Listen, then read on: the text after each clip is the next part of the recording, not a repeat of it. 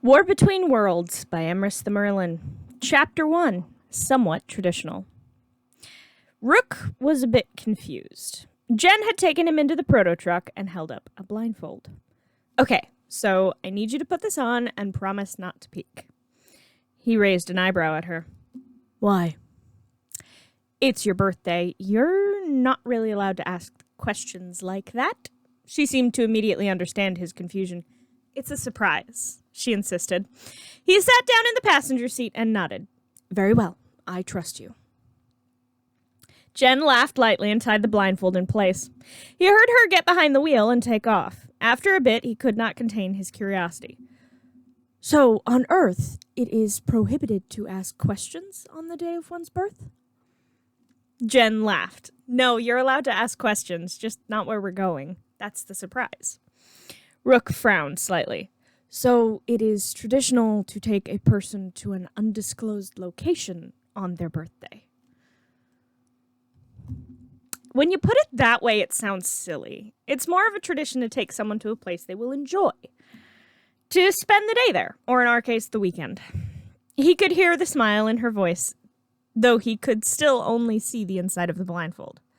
Ah, this is why there were bags in the back of the proto-truck? He asked lightly, and she laughed again. Curse your observant plumberness. Yes, that's why there were bags back there. I took the liberty of getting you a few things you'll need for where we're going, she stated, and he felt the slight lurch of the proto-truck exiting the atmosphere. Are we leaving Earth? Rook asked. That sounded like a question about where we're going, Jen teased. But no, not technically. This is just the fastest way to get there. She was right. In a few minutes, the lurch happened again, and as they re-entered the atmosphere, in minutes they were landing, and he heard Jen hop out of her seat. She stepped over to his and he took off his seatbelt. No peeking, she insisted, taking his hands and pulling him out of his chair. He nodded slightly. I promised I would not, he insisted. She laughed again, leading him into the back of the proto-truck. Okay, wait here for a second, she demanded and let go of his hand. He was alone for a moment. He heard a click as the back of the proto-truck was opened and a cold blast of air came rushing in. Okay, you can take off the mask now, Jen said, grinning. Rook reached up and untied the blindfold. He blinked. Jen was standing in the doorway of the back of the proto-truck, wearing a large puffy coat he'd never seen before. Like most of her clothing, it was bright green and stood out like a sore thumb against the white expanse behind her. Welcome to the Alpine Mountains. What is all this? Rook asked, looking around curiously. The world was covered in white. Snow! Jen exclaimed. She bounced forward. I remembered when we first met, you had said that Ravana doesn't get a hard freeze. And I did some digging. You've never done a mission on any kind of ice planet. So I decided that for your birthday, you should experience something new. So I called in a favor. She tossed him a large coat in a deep forest green. Come on. He pulled on the coat and followed her out into the white expanse. It crunched under his feet, and he smiled. This is quite different, he pointed out, stepping down on a fresh patch of snow. Jen giggled slightly at his reaction to his surroundings. Well, that's not all, either. He frowned, looking up to ask what she meant, and finally noticed that they were not just in a valley of white up in the mountains. There was a large building made of wood and glass nestled in the piles of snow. It was quite large, with a covered balcony and what appeared to be something like a zip line going up the mountain towards the peak. Coming down the stairs towards them was a teen about Jen's age with short black hair. Rook couldn't tell their gender. Jen seemed to know them, though. Eddie! The two hugged for a moment, and Jen pulled the other teen over to Rook. Rook, this is an old friend of mine, Edwin Grant-Smith. He goes by Eddie, though. His grandfather owns the resort. The boy, Eddie, grinned. Yes, he does. Welcome to the Chateau d'Or, our best resort in the French Alps. Skiing season hasn't quite kicked off yet, so the two of you mostly have the place to yourselves. Rook raised an eyebrow. What is skiing? Winter sport, Jen explained. I'm not much for it. I prefer a snowboard, closer to a hoverboard. Eddie grinned. Well, if you're interested in learning, the skiing instructor is in residence, Eddie suggested. Jen grinned. I think I'd like to see you on skis. See if you're as coordinated on a board as you are on your feet. Eddie grinned at them, gesturing back up the stairs he had just come down. Plenty of time for that later. Lunch will be served soon. We'll get you two settled in your rooms first. Jen grinned and grabbed their bags out of the proto-truck. They followed Eddie inside, Rook looking around curiously. Eddie was more than willing to expound on the accoutrement of the resort. 70 rooms, 30 with kitchenettes, 20 with full kitchens, though we have a full kitchen staff on as well. If I remember correctly, Jen eats quite a bit.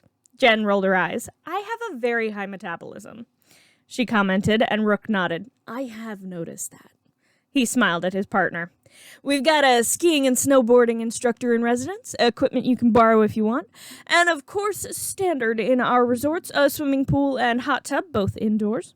An open bar, legal drinking age in France is 18, so none for Jen, but Rook you can sample as you like, assuming you can have alcohol. Jen nodded, but Rook shook his head. I do not know that I will partake. Eddie shrugged. To each their own. Breakfast served from 8 to 10. Lunch is noon to 2. Dinner is 7 to 9. Room service is available. Menus are in your rooms. Everything you want is on the house. Only the best for my friends, Eddie said, leading them to their rooms, which were next to each other. Lunch in 10. Rook nodded, heading into the room Eddie handed him a key for. Jen turned to Eddie. You got it all set up for tonight. Eddie nodded, and Jen grinning. Jen, my dear, you must have faith in me. The staff have all been informed that he's an alien, and they won't make a big deal about it. We have everything you requested for tonight. Have some faith. Jen nodded, taking her key from Eddie. Hey, maybe you should have some fun this weekend, too. She rolled her eyes at him, punching him gently in the shoulder. Yeah, well, you're pulling out all the stops. How could I possibly avoid having fun? She teased.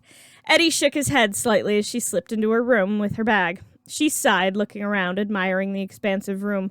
Massive bed and bathroom with a bathtub large enough to submerge herself fully in. Yes, this weekend would be just what they needed after everything they had been through. She had nearly died on Galvin before finally beating malware, regaining a piece of herself she had thought lost forever. That had been barely a week ago, and everyone insisted that Rook and Jen deserved some time off after that. She just hoped that he would have fun this weekend, too. After all, it was his birthday. Chapter 2. Surprise. Rook met Jen outside their rooms to head down to lunch together. There were quite a few dishes there that Rook had never seen. French cuisine, Jen explained. It was quite lovely, and the two of them agreed to head up the slopes for a while. They would start on the smaller slopes, since Rook had never really interacted with snow before and would need some instruction. The instructor turned out to be a blonde woman by the name of Natalie. She was French, from a town not too far from where they were now. She spoke English quite well, though. Jen had figured out that because of the translation matrix in the Omnitrix, she could understand practically any spoken language. Natalie was quite interested in the pair of them, and when it became clear that Jen had some experience and didn't really need her help, she focused on Rook. For someone who has never seen snow before, you are quite well coordinated, Natalie commented. Rook smiled. Jen nodded slightly, stepping onto her board. No surprise there, he's a highly trained space cop. Natalie smiled at Rook, winking at him. With a physique like that, there's no surprise at all. Jen rolled her eyes at the instructor. Rook frowned slightly, as though confused. I'm gonna head up a bit higher. We're meeting back at the lodge in about an hour. Rook frowned slightly, but nodded, watching as Jen hopped on a ski lift up to one of the more advanced slopes. His attention was drawn back to Natalie as she skied directly in front of him. Let's try a few more advanced techniques. She winked as she said it, and he frowned, uncertain why that statement was at all conspiratorial. At least that's what he'd understood winking to mean. Maybe he was wrong. He'd have to ask Jen about it later. Jen was kicking herself. People could flirt with Rook all they wanted.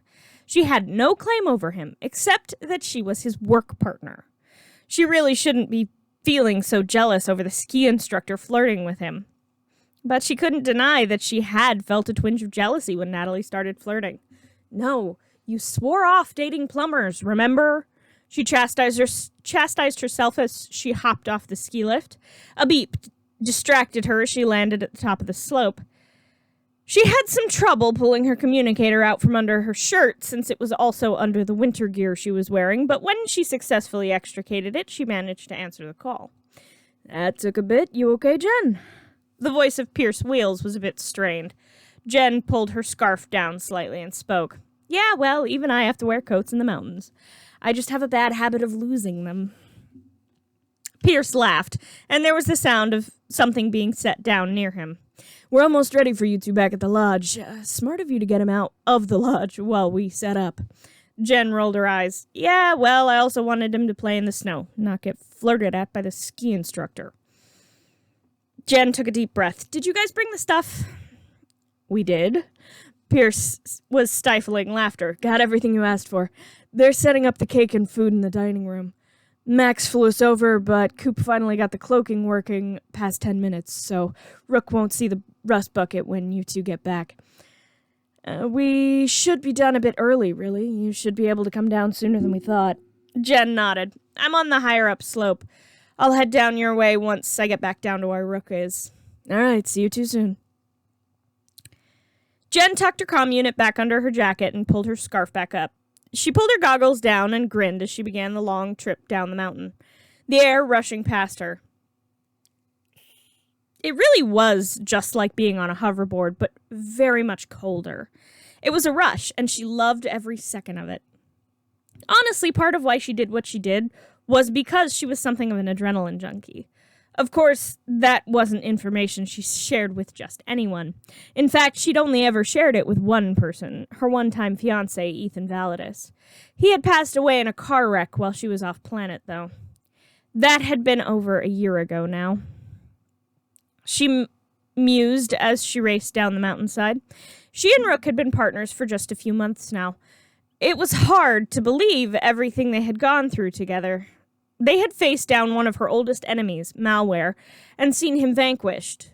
But Rook was funny, even though sometimes it wasn't intentional, and he cared about her, not just because she was the wielder of the Omnitrix, but because she was just Jen.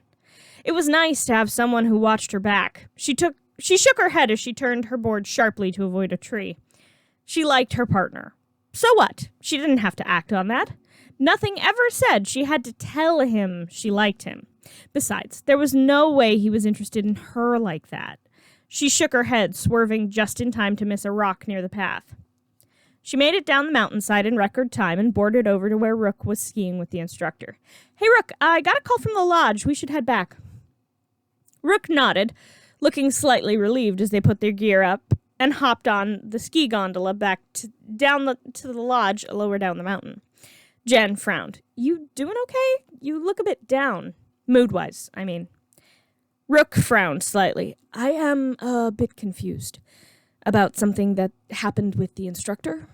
Jen nodded. Rook was still pretty new to human interaction and hadn't been outside of Bellwood much since being assigned as her partner. She kept winking at me, but there was no joke, nothing that might have caused her to be conspiratorial. Jen laughed as a feeling of relief washed through her. Rook, she was flirting with you. Jen stated outright. Best not to beat around the bush here. He wasn't so good with innuendo after all. She thought you were cute. The fur on Rook's face puffed up slightly, his species version of a blush. The gondola stopped at the lodge and Jen led Rook inside. She grinned as he raised an eyebrow at her. Jen, there is something you are not telling me. Her grin widened. It's your birthday. There's some things I can't tell you. But I need you to close your eyes. Rook frowned, but did as he was told, letting Jen take his hand and lead him into the room. All right, open them when I tell you. He nodded. She released him for a moment, and his ear twitched as though he was trying to hear what was happening. Jen glanced around and nodded. All right, open them. Rook opened his eyes and blinked. Surprise! The gathered group called out. Jen stood at the head of a small cluster of plumbers, all of whom Rook knew from the Bellwood base, including Pierce Wheels, Cooper Daniels, and Max Tennyson. Jen stepped forward. I did promise a semi-traditional Earth birthday experience. Jen stated, pulling on a party hat. She handed one to Rook, who grinned wide. He had never been to an Earth birthday party before, but this one had quite a few party games, a large cake covered in candles, and green frosting. They sang a song Rook had never heard before, and sang it rather badly, which was apparently part of the tradition, though he knew his partner to be at least somewhat musically inclined. Then he was presented with several presents. Max got him a new shirt, a bright green Hawaiian print that made Jen stifle laughter. Cooper gave him an upgraded proto-tool. Pierce gave him a large book on Earth history, something they had talked about a bit while on breaks. Jen's gift, though, was his favorite. Okay, so this will be moved back to the base after today, into your quarters, but it's a link up to a communication system halfway across the galaxy. Rook frowned, but his eyes went wide as Jen flicked on the device, which looked a bit like a standing desk with a fixed monitor on top. On the screen was his family, his mother, father, brother, and sisters, all of whom were back on Ravana, literal worlds away. He got to have a lengthy conversation with them for the first time since he'd been back home. When they finished, Rook approached Jen, who was talking to Pierce. How did you manage to convince my father to let a piece of technology into his house? Jen laughed. I can't take full credit for that. Rook, Shar, and Young One did most of the legwork on that one. He smiled wide. Thank you. It means a great deal to me that I have an easy way to contact my family. Jen shrugged. No big deal. You're my friend. I want you to be happy. Rook smiled and opened his arms. Jen obliged him with a hug.